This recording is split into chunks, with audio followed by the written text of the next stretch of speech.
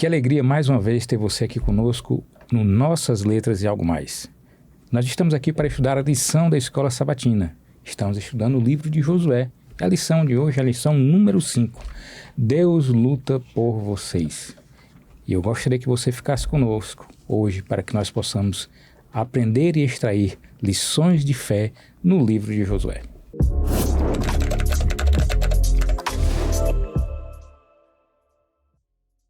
E hoje, para o estudo de hoje, que presença e amigos aqui, com a Kelly e com o William. Tudo bem com vocês, Kelly? Tudo bem, William? Amém, tudo bem. Maravilha, né? Tudo em paz. Vai ser um prazer a gente estudar junto de novo a palavra de Deus. Amém. Eu desejo que a graça e a paz do nosso Senhor Jesus esteja sobre cada um de vocês. Amém. Amém. Antes de eu pedir, William, que eu queria que você fizesse uma oração, eu queria me dirigir às pessoas que nos assistem. O YouTube, ele, quando o nosso canal foi ganhando repercutividade, né? Então ele começou a liberar algumas ferramentas. Por exemplo, ele já liberou uma ferramenta agora que permite uma tradução simultânea. Que bênção. Então, se o canal chegar para um outro país, a pessoa vai poder pedir a tradução na sua língua. Isso é fruto de quê? É fruto do crescimento e de você que nos acompanha, Amém. que está compartilhando, está assistindo. Então, o convite que eu faço para as pessoas, o convite que eu faço para você, para que a gente possa ter essa oportunidade, que você possa também ser participação ativa nesse canal de evangelismo e de missão de levar a palavra de Deus. Sempre que você estiver assistindo o nosso vídeo, você curta, você compartilha esse vídeo. E aí, se você puder compartilhar para 10, 15, Se inscrever 20, no canal, né? Se inscrever no canal. É importante. Entendeu? É muito importante.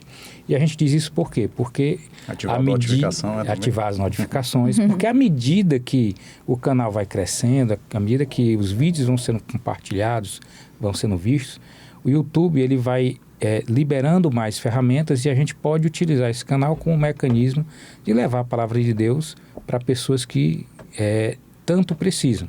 Vai ser melhor de compartilhar a esperança, Exatamente. né? Amém. Então, assim, eu acho aqui que cada um aqui deve ter uma história para contar dos nossas gravações. Eu tenho muitas histórias, eu recebo muito feedback. Sim. Entendeu? Estou fazendo um estudo bíblico dentro de uma academia. Olha que bênção. Você acredita? Eu fazendo exercício e comecei a fazer estudo bíblico. Já usando os remédios naturais, né? Exatamente. Então, meu convite para você está assistindo o nosso canal? Você se inscreve nele se você não é inscrito. Você ativa as notificações, curte o vídeo e compartilha ele, comenta, para que a gente possa alcançar mais e mais pessoas, ok? E para a gente dar início, eu queria pedir ao William que vai começar com uma oração. Vamos orar ao Senhor. Eterno nosso Rei, eterno nosso Pai, bondoso és Tu por todas as coisas que tem feito em nossas vidas, por tudo que Tu representa para cada um de nós e por tudo que fará também. Nós somos limitados, somos pequenos, temos as nossas incertezas, temos as nossas indecisões, mas hoje viemos aqui para ouvir a Tua voz. Amém. E para que a gente tenha uma vida adequada e moldada segundo a Tua vontade. A cada ouvinte, a cada pessoa que compartilha, a cada pessoa que está te buscando, que está abrindo o coração, está usando o livre-arbítrio para te servir, possa encontrar o Senhor da maneira mais clara, genuína e transparente e fiel que o Senhor realmente é e como o Senhor se representa e se revela a cada um de nós. A Tua palavra vai ser aberta, os nossos corações estão se preparando, permita que o bom Espírito venha a conduzir o nosso estudo, Senhor, e conduzir a nossa interpretação, não sendo de homens, mas sendo do Senhor, em nome de Jesus. Amém. Amém, Senhor. Amém. Lição número 5, Deus luta por vocês. E o verso para memorizar está em Josué 10:42 e diz o seguinte: E de uma vez tomou Josué todos estes reis e as suas terras, porquanto o Senhor, Deus de Israel, pelejava por Israel. Na semana passada, Kelly estava aqui com a Ruth, nós vimos que no estudo da semana passada que o Senhor sempre esteve à frente de todas as conquistas de Israel. Uhum. E o texto aqui, o verso para memorizar, nesse final, confirma isso, né? Porque vai dizendo assim: porquanto o Senhor, Deus de Israel, pelejava por Israel. E a lição, ela começa dizendo assim, ó: o livro de Josué contém algumas cenas que podem parecer perturbadoras, né? que nós estamos comentando. Algumas pessoas comentam o conceito de uma guerra divina ou santa, segundo o qual um grupo de pessoas recebeu de Deus a ordem para destruir outro grupo de pessoas. A questão da guerra divina no Antigo Testamento é desafiadora. Deus é descrito no Antigo Testamento como o Senhor soberano do universo. Portanto, tudo o que acontece deve de alguma forma estar relacionado à sua vontade direta ou indireta. Diante disso, é inevitável perguntar como Deus poderia permitir essas coisas. E aí, diz que na semana passada, a gente viu que Deus está envolvido num conflito muito maior, né, do que qualquer guerra ou batalha travada na história humana, né? E diz que a gente vai, nessa semana, exatamente tentar explorar essa complexidade desses conceitos, dessa guerra, digamos assim, que se permeia nesse contexto do livro de Josué. É certo que um tema é um pouco delicado, porque como é que a gente vai conseguir conciliar um Deus amoroso, um Deus justo, um Deus de amor, com um Deus que faz guerra? Não é verdade? Então, nosso desafio é esse. Essa semana a gente tentar extrair conceitos, né? E tentar explicar esse contraste, mas também entender que Deus, na verdade, que a gente vai tentar ter essa compreensão, passar essa compreensão, que Deus, na verdade, ele é justo, mas é também misericordioso, né? E a lição no domingo, ele tem um título falando sobre a iniquidade dos cananeus, certo? E aí ele faz a leitura de alguns textos, como Gênesis 15, 16, né? Que aí Gênesis 15, 16 tem um aspecto lá perdão, vou fazer a leitura de Gênesis 15, 16, diz assim, ó: depois de 4 gerações, os seus descendentes voltarão para esta terra, porque a maldade do povo amorreu que vive aqui ainda não atingiu a medida plena, exigindo castigo. Pede também para que a gente leia Levítico 18, dos versos 24 a 30, Deuteronômio 18, 9 a 14, Esdras 9, 11, que na verdade são, já essa segunda parte, orientações de Deus para que o seu povo não praticasse aquilo que os cananeus praticavam, né? E aí eu pergunto a Kelly, para a gente dar início, né, Kelly? Deus tinha um plano maior, né? Então esses textos apresentam um contexto de que Deus estava trazendo ali para o seu povo, mas Deus tinha um plano maior para que a gente possa entender o porquê que Deus deu essas orientações para o seu povo. Exatamente. Só voltando aqui um pouquinho, Wesley, a gente refletir também, né, que assim como um dia Deus entregou a terra de Canaã para o seu povo, Deus também vai entregar, né, agora para o povo a Canaã celestial. E para isso nós precisamos o quê? Estar preparados, né, para esse glorioso evento. E como você falou aqui, o tema da lição eu achei muito importante. Deus luta por vocês, né? Novamente, a gente vendo aí, como você bem falou, que na lição passada, a gente viu o quê? Que estamos inseridos desse grande conflito espiritual, né? Mas aqui sempre Deus confortando a gente, né? Falando que Ele está aqui lutando por cada um. E Deus é aquele que peleja por todos nós. Sem dúvida, Ele vai batalhar as nossas batalhas. Só que aqui, o livro de Josué é um livro que realmente ele é bem interessante, ele é bem diferente. Ele traz muitas batalhas, como ele estava falando aqui, traz muito sangue, né? Mas a gente vai entender o porquê de tudo isso. Então, quando fala aqui sobre a iniquidade dos cananeus, que a gente vai refletir, e aí você bem falou que o amor e a justiça divina, eles reclamavam aqui para os amorreus um prolongamento de seu tempo de graça. E para que eles ou outras pessoas não acusassem a Deus de injustiça e parcialidade quando chegasse o tempo para que fossem destruídos e sua terra fosse tomada. Então, por que Deus, né, ele manda que quando a gente vê exterminar toda uma nação, né? Justamente quando chega naquele auge da iniquidade, né? Então, Deus, ele dá ali, há um grau de iniquidade fixado que as nações, elas não podem ultrapassar, né? Sem incorrer no juízo de Deus. Então, quando a iniquidade, ela está tão forte, que aí o que é que acontece? Chega o juízo, né? Deus diz assim, não, vou dar um basta.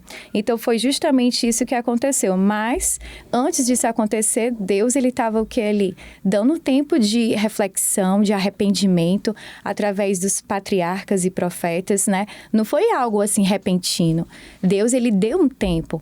E da mesma forma, a gente pode trazer agora para os nossos dias, né? Estamos vivendo esse tempo da graça, onde o Espírito Santo está atuando na terra, né? Convencendo a gente do pecado, né? Da justiça e do juízo, justamente para aquela pessoa que ainda tem um pecado acariciado, aquela pessoa que ainda não teve um encontro real com Cristo a ponto de realmente se submeter a Deus. Esse é o momento, é o hoje, porque a gente não sabe o que pode acontecer depois. E desde o início, né, estava claro o motivo pelo qual Deus expulsaria esses habitantes da terra de Canaã. E aí a lição, justamente, você falou aí de vários textos, não é de Josué, né, mas são textos do Antigo Testamento que a lição traz, falando de quê? Que era devido às práticas que eles mantinham. Então, existe um porquê que Deus fez isso. E aí a irmã Ruth já falou sobre isso. Aqui é uma batalha que é espiritual. Não era Deus contra o povo, era Deus contra o quê? Contra o pecado, contra quem eles adoravam. Então, é uma batalha muito parecida com o que a gente estudou lá em Êxodo, né? Em Êxodo, a gente viu ali que Deus, ele estava todo o tempo tentando o quê? Resgatar Faraó. Mas Faraó, ele estava o quê? Se mantendo ali na idolatria. Então, da mesma forma que a gente vê o porquê que aconteceu. Aí eu convido você a ir para o livro de Deuteronômio, capítulo 18, e vamos entender um pouquinho dessas práticas, né? Sim. Do verso 9 a 14. Está escrito: quando entrares na terra que o Senhor teu Deus te der, não aprenderás a fazer conforme as abominações daqueles povos. Não se achará entre ti quem faça passar pelo fogo seu filho ou a sua filha, nem adivinhador, nem prognosticador, nem agoeiro, nem feiticeiro, nem encantador, nem necromante, nem mágico, nem quem consulte os mortos. Pois todo aquele que faz tal coisa é abominação ao Senhor. E por estas abominações o Senhor teu Deus os lança de diante de ti. Perfeito serás para com o Senhor teu Deus, porque estas nações que hás de possuir ouvem os prognosticadores e os adivinhadores, porém a ti o Senhor teu Deus não permitiu tal coisa. Então, aqui, o que é que a gente encontra? Podemos encontrar indícios do fato de que essas práticas que a palavra de Deus está falando que Deus abomina, incluíam coisas muito fortes, como sacrifícios de criança. E a lição trouxe aqui, olha isso, ó. As evidências arqueológicas confirmam que os habitantes de Canaã ofereciam regularmente, seus primogênitos em sacrifícios aos deuses. Na verdade, não eram deuses, né? Eram os demônios, a quem adoravam. Pequenos esqueletos infantis esmagados encontrados em grandes jarros com inscrições de votos testemunham da religião degradante dos cananeus e do que isso significava para muitos de seus filhos. Então, eles faziam sacrifícios de crianças, adivinhações, feitiçarias, necromancia, espiritualismo, né? Tudo isso são coisas que Deus, o quê? Deus condena. Então, quando Deus, ele teve ali aquela guerra santa, né? Aquela destruição de toda uma nação, quando você entende o porquê, aí você entende o amor de Deus. Ele estava ali estendendo a graça, né? Com as mãos estendidas, todo o tempo falando para se arrependerem, mas em nenhum momento, mesmo tendo oportunidade de conhecerem a Deus, fizeram o quê? Como Faraó, não deram ouvidos, né? E quando a gente e quando a gente não escuta Deus, a gente vai se afastando, ao ponto de quê? De nos tornarmos pessoas frias, né? Coração endurecido, e ao ponto e aí a lição ela fala aqui, ó, também que a gente é aquilo que a gente contempla. Eu vou já chegar nessa parte. Então, a profundidade da depravação e degeneração moral a qual os povos de Canaã haviam chegado na época de Moisés também, né? Assim como os antediluvianos também foi da mesma forma, e os homens de Sodoma. como seus deuses. Eles eram controlados pelas mais vis paixões. Aí a lição traz aqui também, falando sobre algo parecido. A religião cananita se baseava na crença de que os fenômenos naturais que garantiam a fertilidade eram controlados pelas relações sexuais entre deuses e deusas. Assim, eles entendiam a atividade sexual das divindades em termos de seu próprio comportamento sexual. E seus rituais religiosos envolviam práticas sexuais que tinham o objetivo de incitar os deuses e deusas a fazer o mesmo. Esse conceito deu origem à chamada prostituição sagrada, no qual homens e mulheres se envolviam em ritos de orgias, tudo isso como parte de suas práticas religiosas. Olha que forte. Então, Deus, ele está sempre aqui batalhando o quê? Não é contra o povo, é contra justamente os deuses deles, né? Contra os demônios, é uma batalha espiritual. E se as pessoas, elas não largam as práticas que não agradam a Deus, essas pessoas, elas estão aqui amarradas no pecado. Então, quando vier o juízo de Deus, não é contra a pessoa, é contra o pecado, mas ela não largou o pecado. Então, é por isso que muito na Bíblia fala, se arrependa, se consagre, abandone tudo aquilo que não agrada ao Senhor.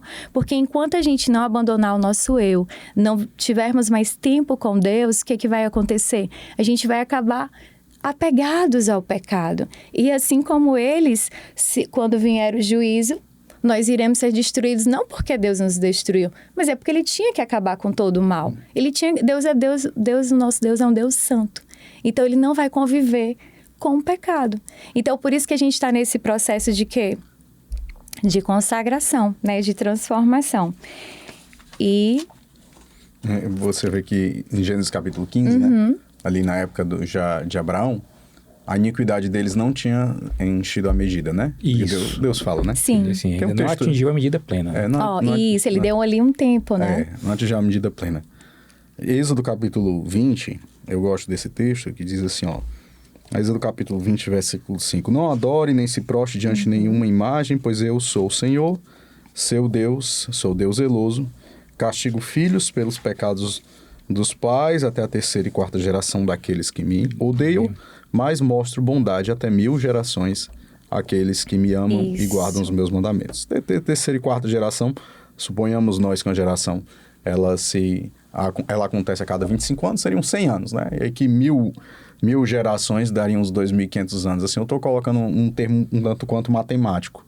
Mas dá para você entender que o processo ali do castigo da iniquidade, o juízo em cima da iniquidade, ele é bem menor em relação à extensão da bondade de Deus. É esse comparativo que o verso quer dizer.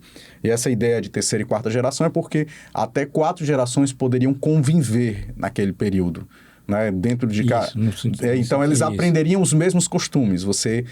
Castigo por quê? Porque eles aprenderiam os mesmos costumes e teriam as mesmas práticas. Demoraria 4 gerações para você extinguir uma prática ruim. Pronto, isso é tão interessante que você fica perguntando, mas por que uma criança? Justamente por causa dessa questão, né? Por esse aprendizado. Vou dar um exemplo assim, o meu pai, que veio de uma família não adventista, ele aprendeu quando criança a ir comprar cigarro. Ele aprendeu quando criança a acender o cigarro do avô dele.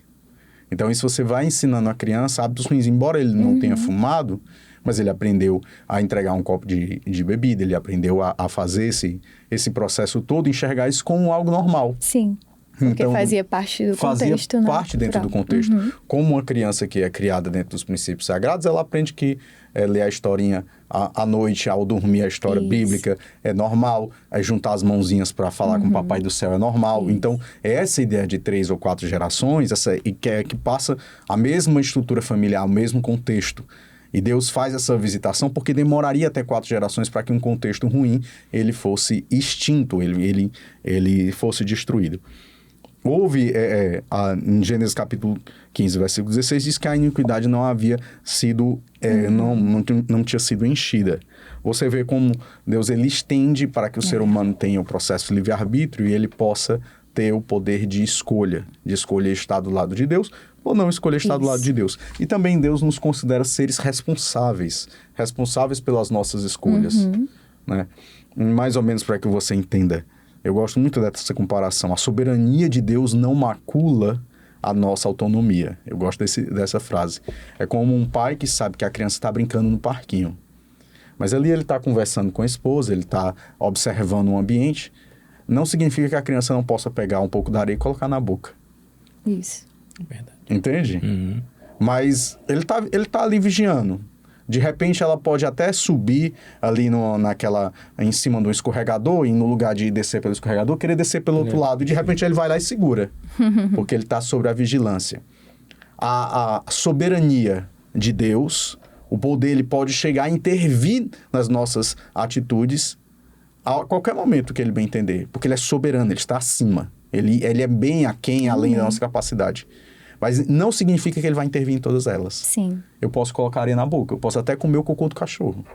Você entendeu o que eu estou querendo? Vocês estão entendendo o que eu estou querendo dizer? Então, do mesmo jeito a iniquidade dos cananeus, o povo cananita, aquelas várias nações incorreram em práticas que eram abomináveis ao Senhor.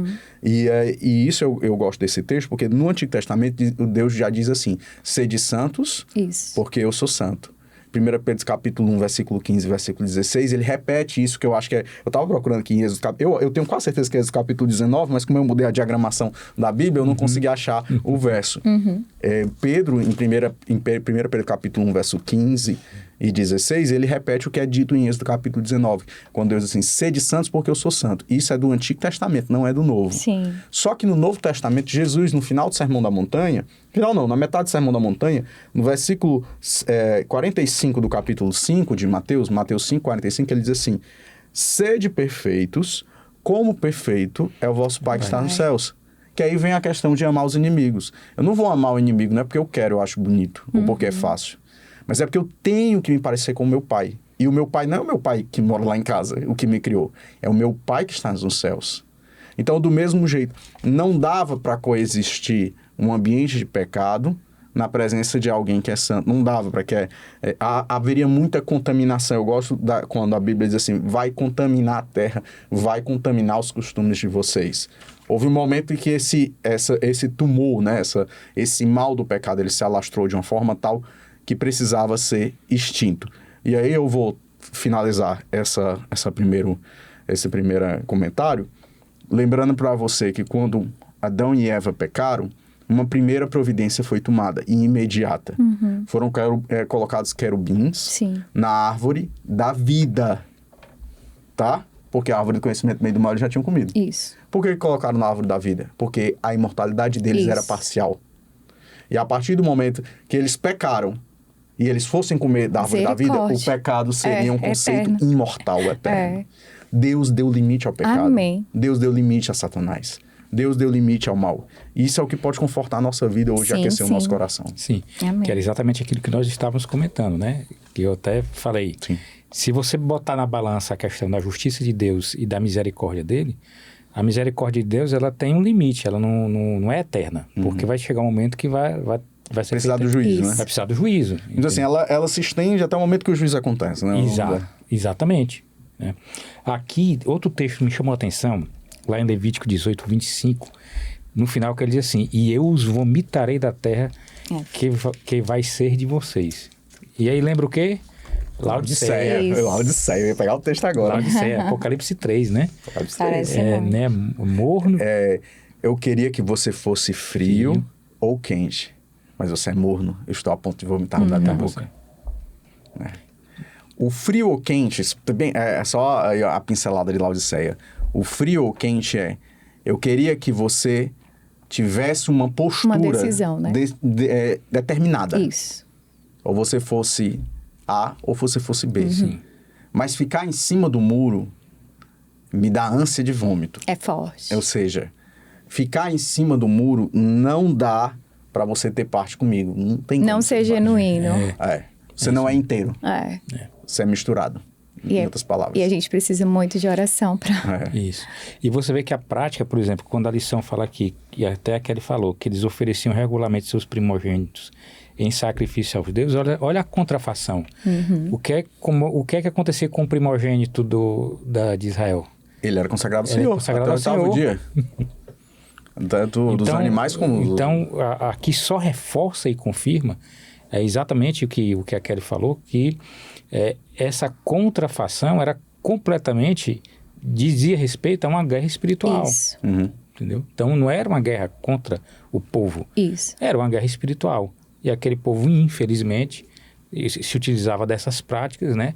Fazendo esse tipo de contrafação àquilo que o Senhor havia determinado que deveria ser feito com o E seu lembrando primogênito. que estavam o quê? Numa teocracia, né? Onde Deus era o Hein? rei, né? Já pensou? O chefe. É. Eu não queria ir longe dessa história do cananeu, assim, porque parece um tanto quanto, sei lá, impossível, sabe? Tipo, como é que ia sacrificar a criança e tal? Mas, meu irmão, hoje, quantas vezes... Eu não sou Isso. pai, tá? Mas quantas vezes, assim, eu tento ajudar no ministério infantil, dos aventureiros, dos desbravadores, mas quantas vezes você vê os meus filhos, os teus filhos, você entrega os seus filhos para que a educação deles seja feita pela internet? Ou para que a educação deles seja terceirizada para outra pessoa? Triste. E ele aprende precocemente sobre sexo de uma maneira totalmente deturpada. Será que isso não é sacrificar também a demônios? Você Sim. está Eu compreendendo entendi. o que eu O estou que querendo está dizer? entrando na mente, O que né? está entrando na mente? Ou vamos assim, por uma coisa que não pode nem até parecer que é errada. Os pais colocam um filho para dormir dentro do quarto e os pais têm relação sexual. Isso é considerado abuso sexual. Pela lei, isso é considerado abuso sexual. Não vai ter nada demais. Isso não tem nada demais. O meu filho, ele sempre dormiu ali comigo e você tem relação sexual tranquilo com a sua esposa. É o marido com a mulher e tudo mais. É considerado abuso, vai deturpar a imagem da criança. Então, até que ponto a gente também não coloca os nossos filhos longe do sagrado e perto do profano? Essa Fica é a uma visão, reflexão, né? Fica a reflexão. Não só os nossos filhos, mas os filhos de maneira legítima, né? Aqueles que a gente Sim. tem. E os filhos espirituais, né? Você que já é um pai constituído, já está em outra fase, né? Já está na fase quase dos netos aí. Eu sei que a reflexão para você tem que ser já mais personalizada. É outra personalizada. Mas você compreendeu, meu amigo. Mas eu entendo sim, porque realmente é uma dificuldade você imaginar no contexto atual do que o que o cognitivo oferece, né? Porque o estímulo Sim. é Isso. muito forte, né? Para a criança. E é um desafio hoje. Sim. É um desafio hoje. A gente vivencia isso em todos os meios, inclusive no meio cristão. Sim. Né? Ninguém está imune a isso, não. Sim. Muito pelo contrário. Eu acho que talvez seja um desafio maior. Porque é uma luta que a gente... Quem tem filho pequeno hoje, é uma luta com o seu princípio, com aquilo que o mundo está tentando estimulá-lo. Por isso a importância de desde pequenininho, né? Tá ali mantendo É isso mesmo. Triano. a palavra né? de Deus, né? Triano. Nem é carne nem é sangue, né? É principado e potestade a luta. Isso. Não é carne nem é sangue. Ela é mais... Às vezes ela acontece só dentro de casa. Aqui, ó. Com os dedinhos. É verdade. Isso mesmo, viu? Wesley, só para finalizar, eu achei interessante aqui, ó. Uma nação jamais alcançará níveis morais mais altos do que os dos deuses que adora. Então é isso, né? Somos aquilo que adoramos, que contemplamos, né? Então, se a gente adora um Deus de amor, a gente contempla ali Jesus, a gente vai cada vez ficar o quê? Mais, como você falou, mais parecido com Jesus. Porque estamos o quê? Enchendo a nossa mente, o nosso coração, todo o tempo ali. Né? Quando você está lendo a Bíblia, não sei vocês, mas eu creio que sim, né? Você tem vontade demais de conhecer mais e mais e mais. Então, porque você está conhecendo ali o amor, você está pertinho do amor. Mas a partir do momento que você coloca ou o seu eu ou outras coisas que não priorizando Deus, então você vai se tornar parecido com aquilo que você contempla, né? E foi isso que aconteceu. Não é à toa que eles faziam os rituais de prostituição, de promiscuidade sexual, para poder incitar os deuses a ter relação. Exatamente. Ou seja, era uma cópia do comportamento. Às vezes você encontra muito no texto de Moisés, por ele ser contemporâneo dessas nações que antropomorfizavam Deus, estruturas de escrita com características muito humanizadas da pessoa de Deus. Como ele escreve, o arrependimento, Deus se arrepende, que Deus voltou atrás.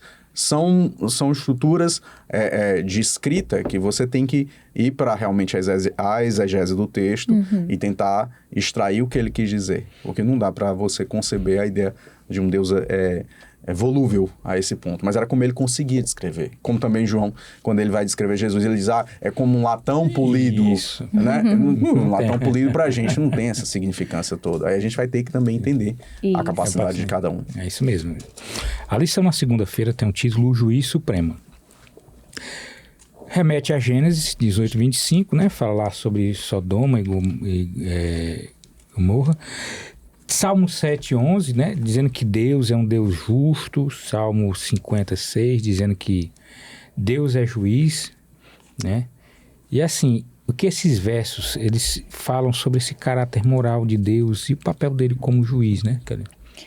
Eu vou ler aqui Salmo 7, capítulo 7, verso 11. Sim. Deus é justo juiz, Deus que sente indignação todos os dias. E aí a gente fica pensando, né? Depois eu explico Sim, aqui. E a gente fica pensando, né? Que Deus é esse que tem indignação, né? Sim. Mas esse é o nosso Deus, é justamente a gente, né? Quando a gente vive aqui, a gente olha para esse mundo que tá o quê? Um mundo realmente complicado, tá caótico, né? E a gente também sente essa indignação todos os dias, né? E Deus é o justo juiz, pois todos os dias o que acontece injustiças. E Deus, ele tá ali vendo, mas ele tá esperando, né? E que bom que ainda temos esse tempo de graça, de misericórdia. Mas Deus, ele tá vendo e ele tá deixando o mal se revelar, né? Justamente da mesma forma como ele fez antigamente. Então, quando o mal chegar, e muitas vezes as pessoas, nossa, mas eu já ouvi de colegas, nossa, mas já tá muito ruim, por que Cristo não volta logo? Eu digo, não, tá no começo. Né? Tá no começo aí das dores, tá no comecinho do mal. Eu creio que o Espírito Santo aos poucos já está assim saindo da terra, mas a gente sabe que vai chegar um momento que vai sair totalmente, né? E esse momento aí sim a gente vai ver o que é realmente a iniquidade, né? Ao seu ponto extremo. E aí Jesus vai voltar e vai o quê? Vai fazer justamente a justiça, porque ele é um Deus, né, justo. E todos os dias acontecem justiças e todos os dias o que a gente vê, né? Pessoas inocentes sofrendo, né? E várias injustiças. E tem um ditado que fala assim, a justiça humana pode falhar, mas a divina não falha. E é isso mesmo. A justiça divina não falha. Então tem um momento, né? A gente viu aqui que tem um limite, né? Para o mal. E quando chegar realmente o momento, o nosso juiz vai se levantar e ele vai fazer a justiça. E é uma grande realidade, pois Deus, né, ele é o justo juiz. Então, todas as coisas um dia virão a juízo. E cada um vai receber de acordo, né, e a Bíblia fala sobre isso, de acordo com o bem e com o mal que a pessoa fez. Então, aí até fiquei refletindo, estava estudando com meu pai sobre isso e pensando, né, a questão que Deus abençoa pessoas com riquezas, né? Tem pessoas que têm riquezas. Mas o que essa pessoa está fazendo com o dinheiro? Ela está investindo em vários imóveis, comprando vários carros, comprando roupas de marcas? Ou ela está ajudando o necessitado? Aquele que Jesus disse, né? Aquele que você estava passando, né, fome, e era eu ali, então você me deu de comer, você me deu de vestir. O que você está fazendo com os seus bens? Você está investindo realmente para levar a palavra de Deus? Só falta isso, gente. Só falta a gente levar a palavra de Deus para as pessoas, porque muitos ainda não conhecem a verdade. E na Bíblia fala, quando o evangelho chegar a todos, virá o fim. Então só falta isso. Deixa eu esse comentário da Kelly só para... Sim. Tem umas frases que a gente já utiliza, né? Como força na pregação, que diz assim, Deus não está preocupado com o tipo de comida que você come, né? Qual é o valor? Se o teu arroz é o arroz negro ou é o arroz mais barato que tem no supermercado. Ele está preocupado com quem você divide o pão. Isso. Ele não está preocupado quanto você tem na conta. Quando você tem na conta bancária, não importa para Deus. O que importa é como você usa o dinheiro. Exatamente. Então, ele não se preocupa se a tua roupa é de marca ou não é de marca. Mas ele vai te preocupar com quem você está cobrindo do frio. Qual é a marca do teu carro? Se você anda de bicicleta, Deus está mais preocupado com quem você vai dar carona. Com quem você vai se preocupar. Então, assim, essa visão de como você pode ser útil. Isso. Colocando aqui o que a Kelly falou. Eu só citar aqui o meu irmão Flauber, que ele é o nosso quarto comentarista. Ele está aqui por trás das câmeras. Ele nos ajudou. Levítico capítulo 19, verso 2, que era o texto que estava no Antigo Testamento, onde diz assim, ó... Sede santos porque o Senhor é seu santo. Obrigado, Flauber, viu? Está no Antigo Testamento, viu? Não é do Novo. O Novo Testamento só faz confirmar essa parte do Antigo. E a Kelly estava falando que a gente ia ter certeza que no momento final Jesus se levantaria. Eu me lembrei de Jó, né? Jó capítulo 19, versículo 25. Eu sei que meu Redentor vive por fim. Amém. Se levantará sobre a terra. Essa esperança. Eu penso que a da lição, o momento mais alto que a gente vai encontrar é essa parte aqui do juiz supremo. Porque pode ser que eu não entenda mais nada do que vai vir pela frente da lição. E pode ser até que eu não concorde também. Eu nem entenda e nem concorde. Mas o pouco que eu sei a respeito de Deus tem que ser suficiente para manter o meu coração firme. Amém. Isso é forte e, ao mesmo tempo, eu acho doloroso. Porque eu estudando recentemente a respeito dessa questão da nossa compreensão de Deus e da mensagem de Deus, Cristo não veio para nos livrar dos nossos problemas. Então, o problema de Cristo não era que eu não tivesse o câncer. Eu posso até ter um diagnóstico de câncer. Ele veio para livrar na maior mácula da nossa vida, que é o pecado. Isso ele já resolveu, ele prometeu, ele já resolveu, ele cumpriu, ele deu acesso ao ser humano novamente a Deus. Então, como aqui juiz supremo, a Bíblia está dizendo que ele sabe julgar. Ele sabe julgar como nenhum juiz terreno sabe. Diz: o Senhor é o justo juiz, como ela disse, manifesta a sua ira, manifesta a sua indignação todos os dias. Salmo 50, verso 6, os céus proclamam a sua justiça, pois o próprio Deus é juiz. Aí eu vou para 2 Timóteo capítulo 4, versículo 1, na presença de Deus e do nosso Cristo Jesus, que há de julgar vivos e julga mortos, por sua manifestação e por seu reino. Eu o exorto solenemente. Eu vou em 2 Timóteo capítulo 4, versículo 8. Tá tudo na lição, meu irmão, viu? Eu tô só citando rápido, que é para tentar otimizar nosso tempo. Agora me está reservada a coroa da justiça, quando o apóstolo Paulo já está morrendo e diz: a qual o Senhor, reto juiz ou justo juiz, me dará naquele dia, não somente a mim, mas todos aqueles quanto amarem sua vinda. Ele escreveu isso na masmorra. Então, o que a Bíblia está dizendo? Deus sabe julgar. Eu não. Exatamente. E detalhe, dentro do conceito de justiça nosso, a gente vai sempre trazer algo que vai pesar mais, ou a justiça ou a misericórdia. Somente Deus é que pode ter essa equidade, esse equilíbrio entre justiça e misericórdia. Sim. Para o homem, não. Porque se eu vou fazer um julgamento, Sim. eu vou ou ser misericordioso demais, ou ser justo demais. Sim. Deus não. Deus, ele consegue trazer esse equilíbrio. E aqui tem Até porque ele é amor e justiça, Até porque ele é amor e justiça, né? E a vontade dele, ou seja, é a justiça dele que prevalece. Porque, ó, em Deuteronômio 9:4, diz assim, ó: então quando o Senhor, seu Deus, os tiver expulsado da presença de vocês, não fique pensando: o Senhor me trouxe até aqui para tomar posse da terra por causa da minha justiça.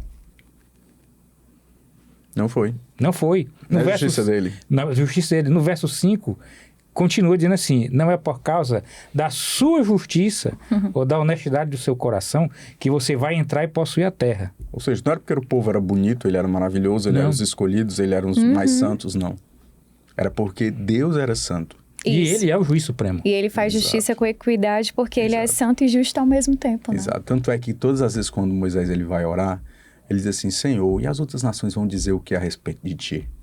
Porque dizer a respeito do povo pode dizer que o povo vai brigar, o povo dá problema, que é a realidade. Mas, Senhor, tá vendo? E vão dizer o que a respeito do Senhor? A gente não pode deixar que o nome do Senhor seja diminuído ou depreciado. Tem misericórdia. As orações de Moisés eram nesse perfil. Você percebe nitidamente. Essas guerras santas não é um esforço de conversão. Inclusive, a gente vai ver momentos que tem conversões, né? Sim. E tem conversões, como também tem apostasia. Sim. Tem conversão, mas tem apostasia, tem dos dois lados, né? Se no céu foi a maior apostasia que a gente conhece é a celestial, né?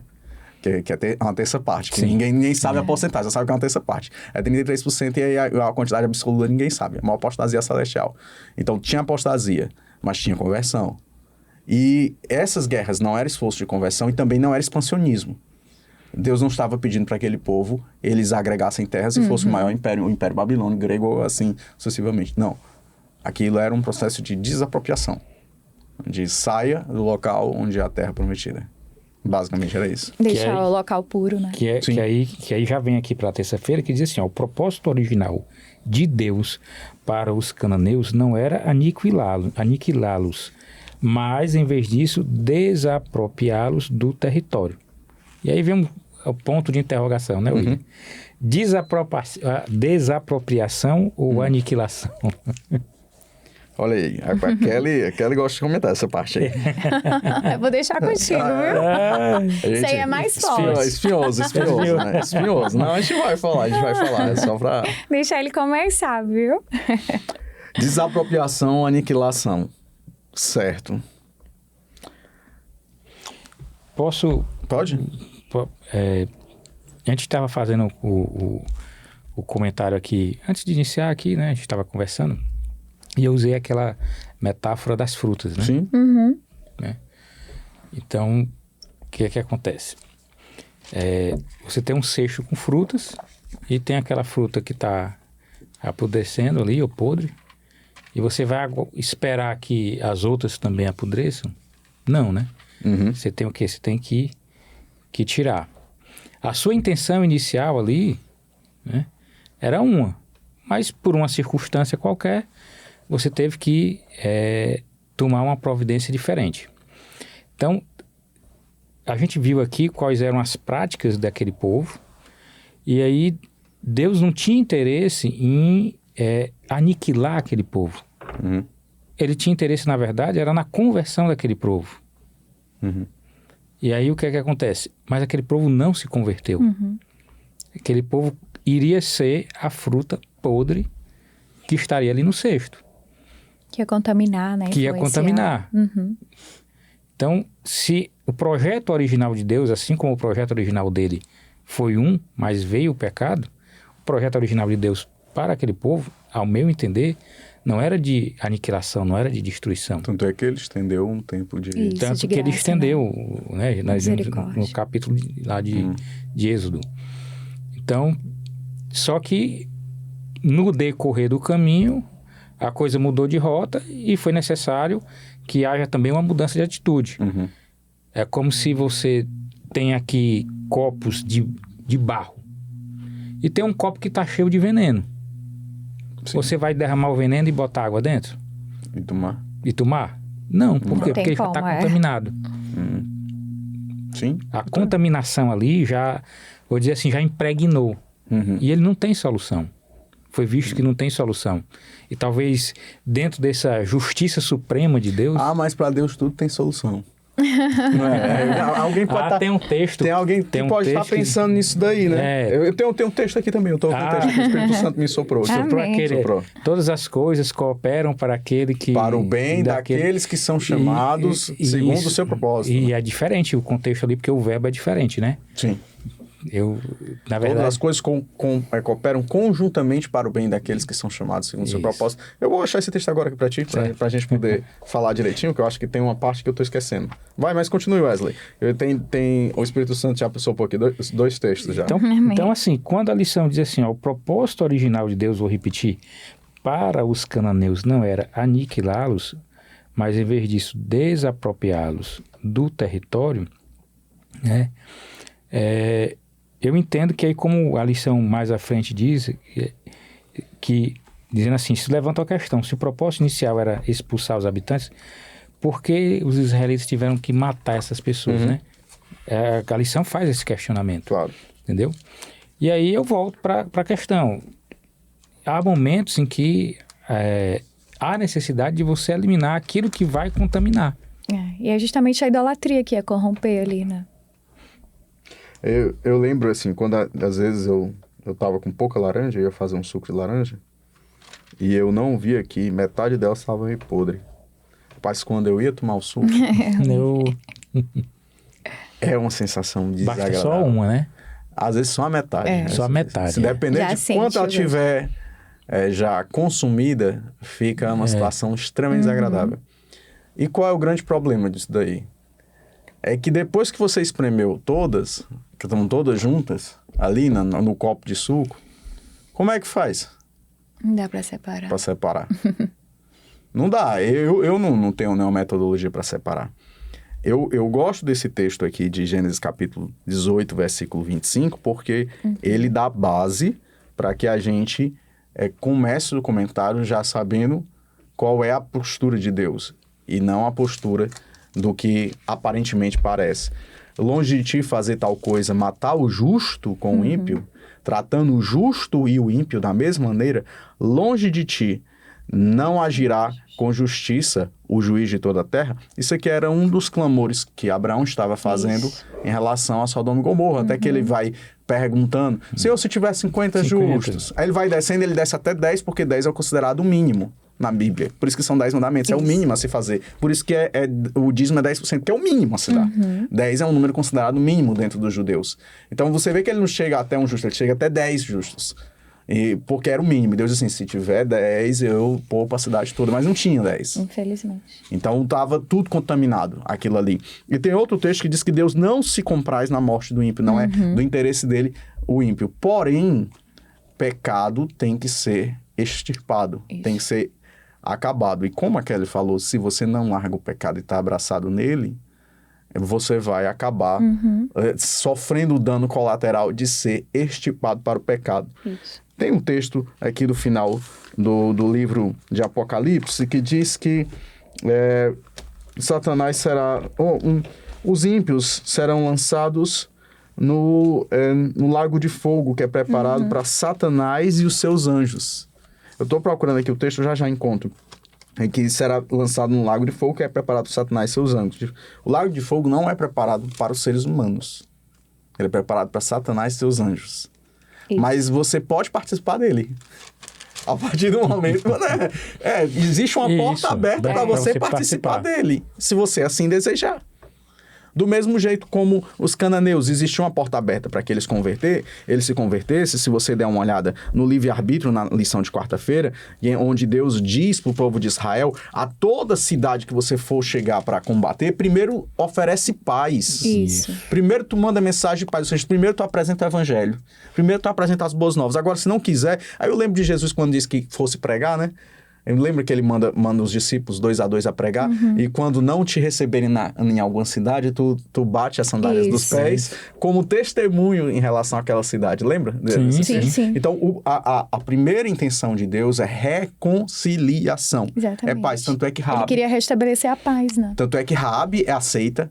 O primeiro homem que também permite, ali em uma das cidades, tem um homem que é os Gibonitas, e também tem um dos homens ali de uma das cidades agora que eu não estou lembrando o texto, mas eu posso encontrar, que ele permite que o povo entre, esse homem, ele é poupado. O povo de Israel entre na cidade e esse homem ele é poupado. Ele aceita a mensagem do povo de Israel. Então, Deus sempre oferece primeiro a mensagem de paz. Agora, a escolha minha é participar também do lago que está para Satanás, seus anjos. E Deus não impede essa minha escolha.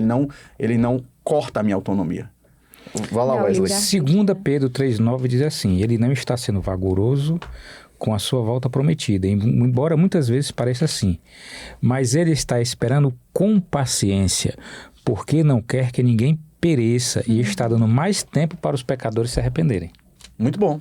Muito Isso bom. mesmo. Não tem interesse na destruição, né? O propósito de Deus é salvação, É salvação. né? Tanto é que ele mandou o único filho dele para morrer, né? Justamente no nosso lugar. Porque quem era para morrer era a gente, né? Devido ao pecado.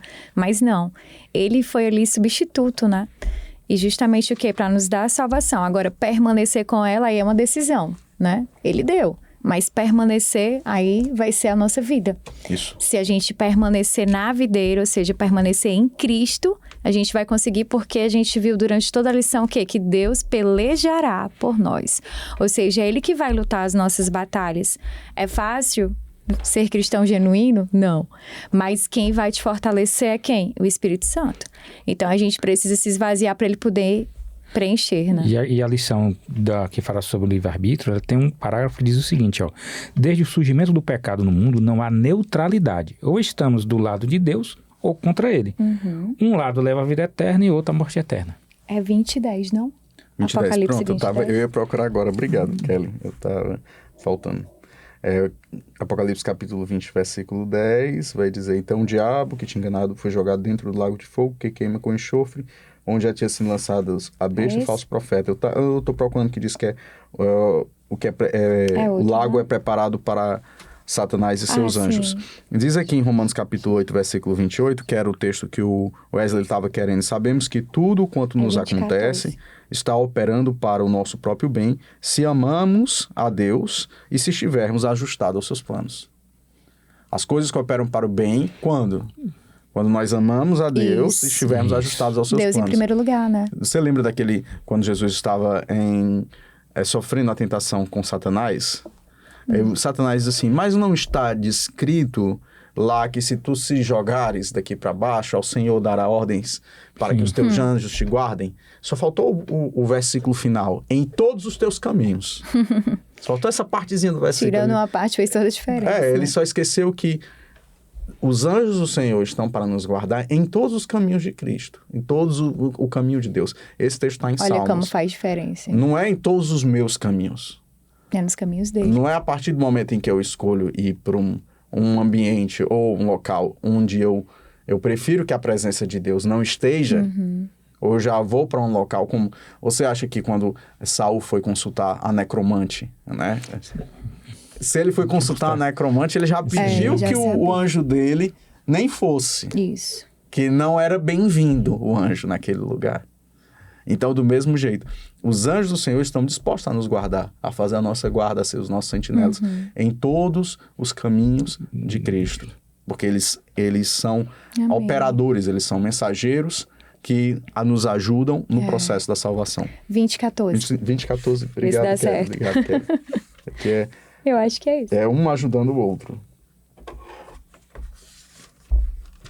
20:14. Vamos aqui, o texto diz assim: a morte e o Hades foram lançados no lago de fogo, e esta é a segunda morte, o lago de fogo. E se alguém não está registrado no livro, esse foi lançado no lago de fogo. É quase. Eu vou encontrar esse texto já. Vai dar certo. Mas continue, meu irmão ou minha irmã. Mas a gente vê a importância do livro da vida, né? Então, a gente tem que ter muito cuidado para o nosso nome estar lá, né? Manter-se lá, porque ele pode ser riscado também, dependendo das nossas escolhas, né? Claro. Sobre a questão do livre-arbítrio, né? Aí a gente vê lá que os textos que a lição sugere falam sobre leis de guerra, né? E aí falava sobre a questão sobre como a guerra e os procedimentos, como as cidades de Israel, que foram apresentados em Deuteronômio, eles podem nos ajudar a entender esses limites da destruição, onde os israelitas eles estavam envolvidos, né? Mas aí a gente, na leitura desses textos, a gente vê de fato que Deus ele vai estabelecendo alguns, digamos assim, alguns pré-requisitos, né? É como o William falou, você vai primeiro... Manda paz. E vê o que tu recebe. Exatamente. Né? E ela diz assim, que a lição diz que as pessoas entregues à destruição foram aquelas o quê? Que se rebelaram contra os propósitos de Deus e os desafiaram, rejeitando todo o arrependimento, né? E aí a gente vê o seguinte, que o comando de Deus era no sentido de preservar a história da salvação. Não de aniquilar, né? Não de aniquilar. Ele não quer aniquilar o ser humano, ele quer aniquilar o pecado. Isso. E aí ele agora depende de quem eu vou estar abraçado. Só para ficar claro. E aí vem a questão do livre-arbítrio, né? Porque a questão da escolha. Não é isso?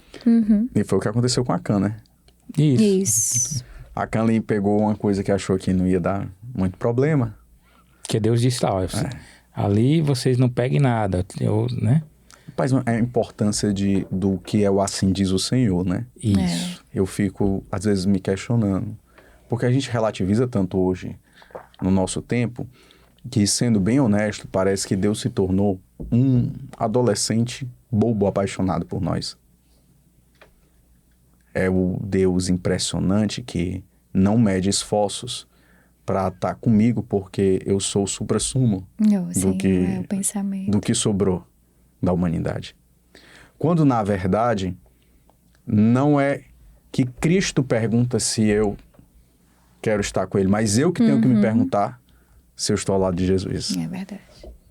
Porque ele é a vida, ele é o eu sou, ele é a ressurreição, ele tem as chaves da morte, ele que coloca uma porta diante de mim que ninguém pode fechar. E não o contrário, que ele tem que pular montanhas, escalar, ultrapassar barreiras para me encontrar, porque eu sou muito top. Eu sou maravilhoso. Eu gosto dessa realidade do Antigo Testamento porque ela me ajuda a balizar ao fato de quem realmente é Deus. Verdade. Deus disse, não pegue. E só pelo fato dele... mas eu não... Mas por que não pegue? Eu tô achando tão bonito pegar. Ele tá dizendo, não pegue. É aí onde vem a questão da submissão. Isso. Aí eu lembro de Filipenses, que tem nada a ver, o texto está vindo agora, Filipenses capítulo 2, versículo 5 a versículo 11, que diz, tende em vós o mesmo Espírito que houve em Cristo Jesus, que não, mesmo sendo Deus, não teve por usurpação ser igual a Deus, mas tomou a forma de homem, se submetendo a Deus. E é isso então, mesmo. a questão da submissão é dizer assim, Pai, eu entendo que a tua vontade ela é soberana sobre a minha, e eu não vou fazer a minha vontade, eu vou fazer a tua vontade. Deus disse, não pegue para Cã. Ele diz, não pegue para eu não pegar no dízimo. Ele diz, não pegue para eu não pegar na mulher do outro. Ele diz, não pegue para eu não fraudar um documento. Ele diz, não pegue para que eu não possa mentir. Ele diz, não pegue para que eu não passe suborno numa blitz. Para que eu não me seja favorável dentro do trabalho. Para que eu não roube no meu trabalho as coisas do trabalho, porque são os meus impostos. Deus disse, não pegue.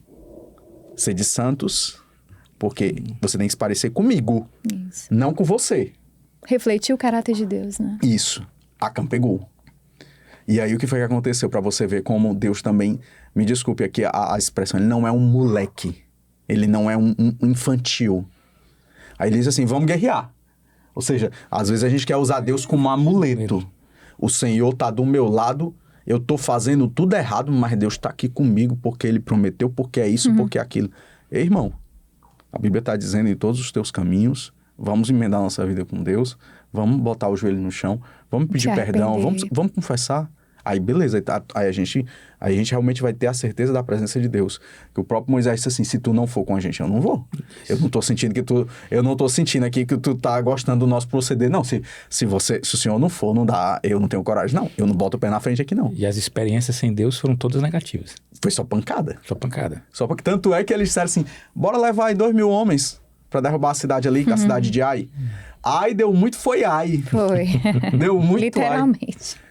O povo perdeu a batalha. Não consultou Deus, né? Eles tiveram que descobrir o problema.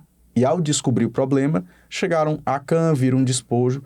E você vê o que acontece. Eles reúnem toda a família de Acã, os animais de Acã, as filhas de Acã. E eles são mortos, apedrejados. Irmão, eu não vou explicar isso, porque eu não tenho como explicar. A minha mente é bem pequena, sendo bem honesto com você. Mas eu tenho como traçar um paralelo. Ananias e Safira. Isso. Atos capítulo 5. Você mentiu ao Espírito Santo e tu não sabes que mentiste ao Espírito Santo é mentir também a Deus?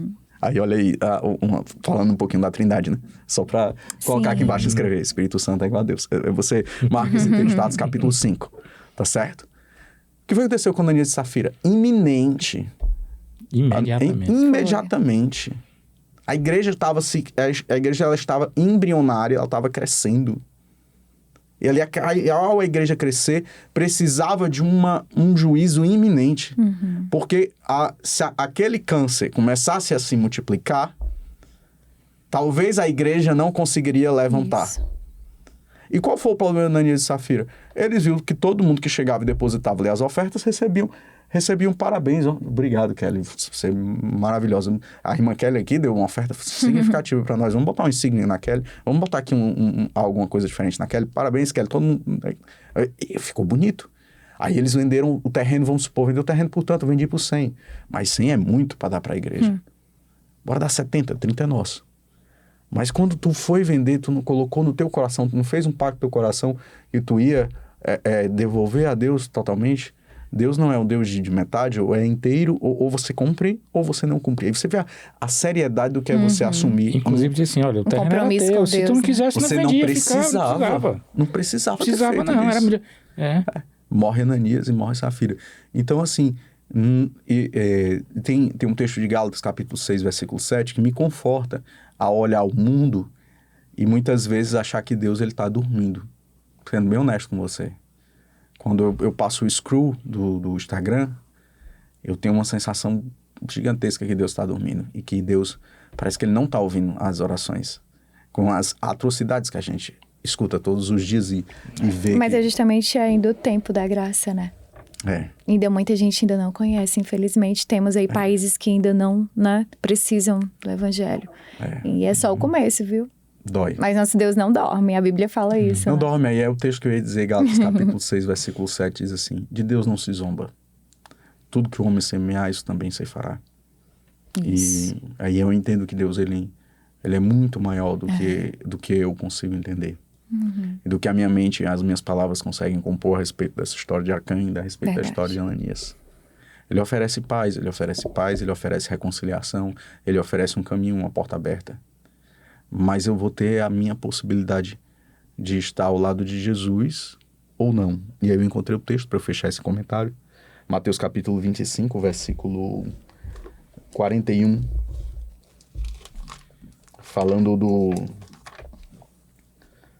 vai falar da parábola das 10 virgens, vai falar da parábola dos talentos, vai falar quando vier o Filho do Homem, com versículo 33. Em sua glória, com todos os seus anjos, ele se assentará no seu trono na glória celestial. Todas as nações serão reunidas, ele separará as pessoas, como um pastor separa as ovelhas dos bodes, um colocará à direita e outros os bodes à esquerda. Vai dizer, vinde bendito de meu Pai, e eu gosto desse texto. Ele aparece em outros momentos, mas foi aqui que o Espírito Santo me fez encontrar. Então ele se levantará para aqueles que estiverem à sua esquerda, os bodes, e diz assim, fora daqui, malditos, para o fogo eterno, preparado para o diabo e os seus anjos. Então não era Apocalipse, era Mateus 25, 41. Mas acho que ele Mas acho que eu também eu vou procurar. Ficou devendo, eu vou ficar devendo. Quem sabe o nosso Tentei quarto ajudar, elemento, mas nosso quarto elemento encontra até o final aí, que é o Flauber. Depois, mas aí eu vou ficar devendo pros irmãos. Sim. A gente procura mas depois. a gente veio para quem é que foi feito, né? Isso. O fogo. Para quem gosta de pecar, para quem cria o pecado, para quem ama o pecado. Então ainda tem tempo de se arrepender, né? Tem tempo da gente evitar o fogo, né? A gente ir para outro canto. Evitar essa destruição de Acã, evitar o extermínio de Ananias e Safira, tomar uma conduta diferente, ser mais como Raabe. Isso. Ser mais como Gibeonitas. E voltando para o 2 Pedro 3,9, ele está esperando com paciência. Paciência. E haja porque paciência. ele não quer que ninguém pereça.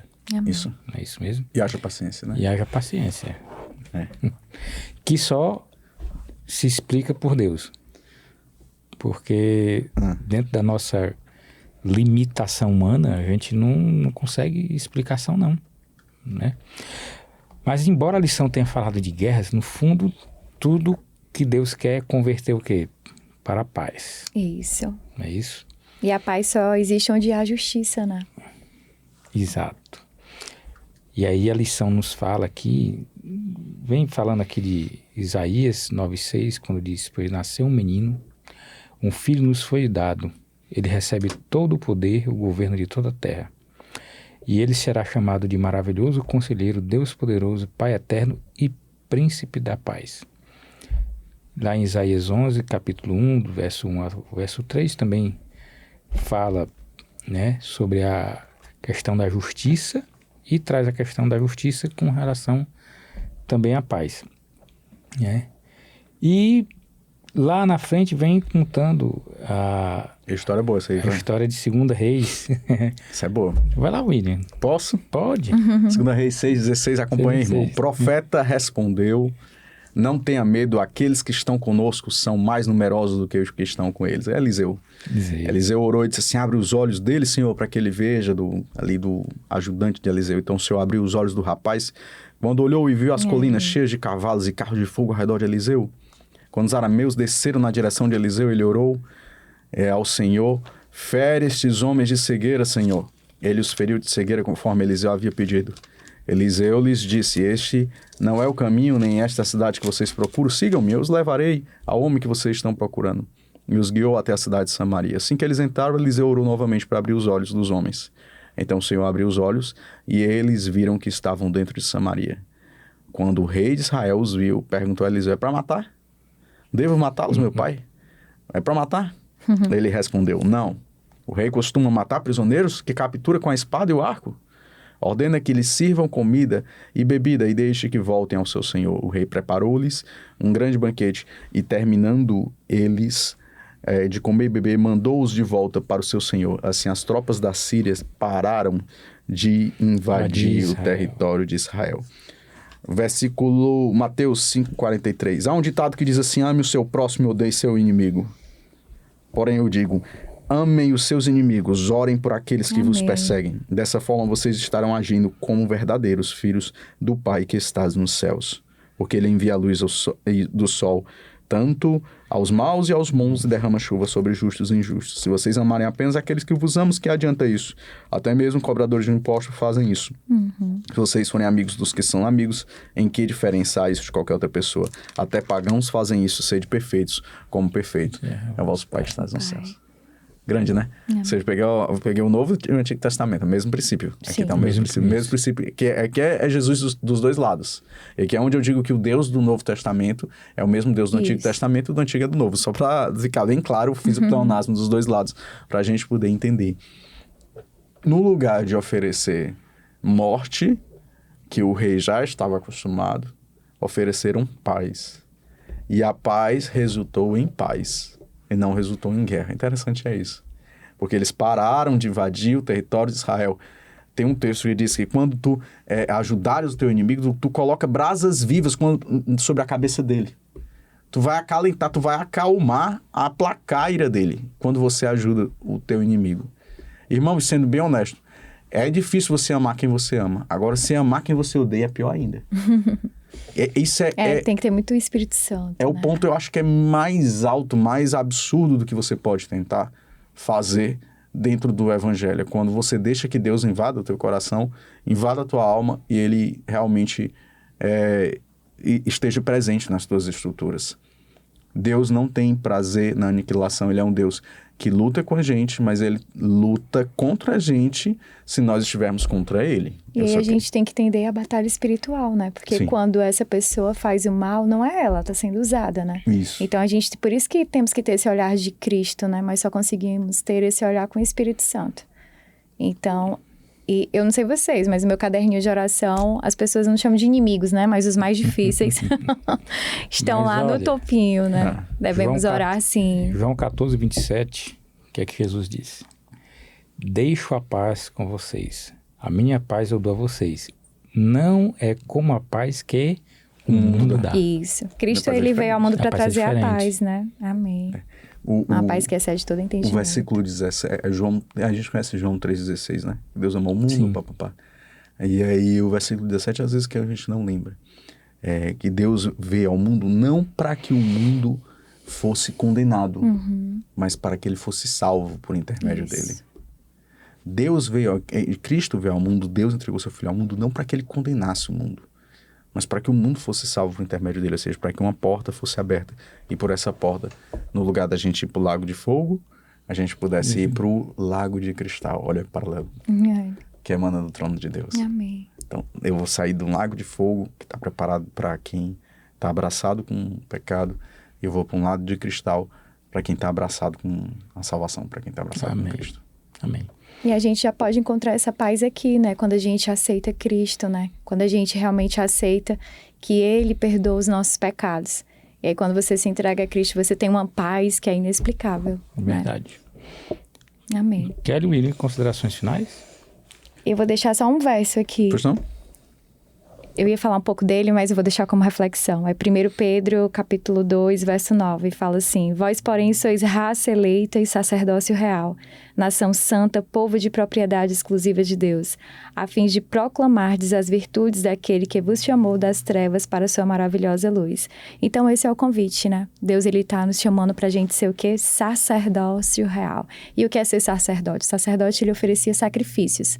Naquela época, sacrifícios físicos. E agora a gente deve oferecer o quê? Sacrifícios espirituais. E o que é oferecer sacrifícios espirituais? Se consagrar. Então, aí eu toco novamente nessa questão. Temos que ter muito cuidado com as janelas da alma. O que a gente está assistindo, o que a gente está ouvindo, o que a gente está se alimentando, se realmente a gente está fazendo isso para a honra e glória do Senhor. Amém. Amém. William? Sim. Olha, assim...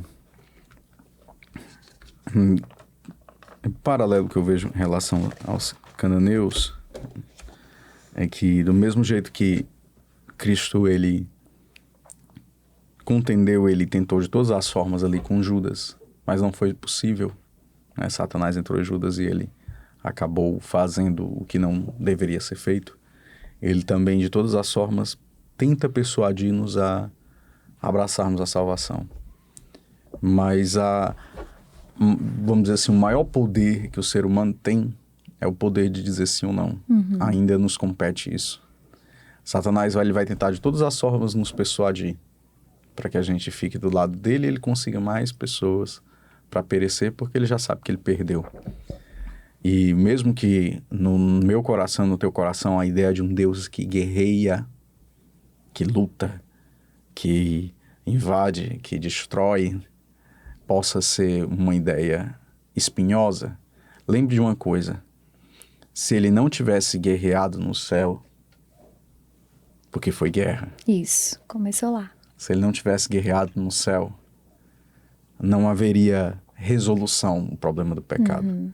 Então, mesmo que a minha mente não consiga entender todos os desígnios de Deus e consiga explicar todas as coisas, eu fico com a resposta de Hebreus capítulo 11, versículo 1. Ora, a fé é o firme fundamento das coisas que se esperam e a prova concreta das coisas que se não veem. Amém. Amém. Tenhamos fé no Senhor.